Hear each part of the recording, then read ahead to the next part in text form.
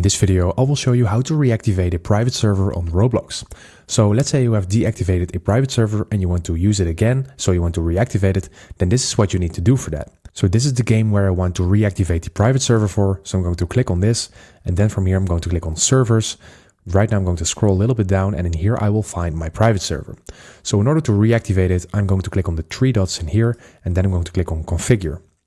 And once I'm in here, I will see this option allow joining, and right now it is disabled, so it means that my private server is also deactivated because it is not working and the link is not accessible for anyone else.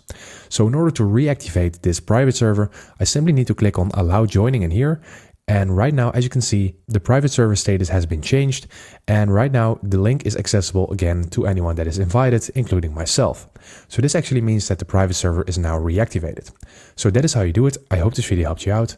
Please leave a like and consider subscribing. And then I see you in the next one.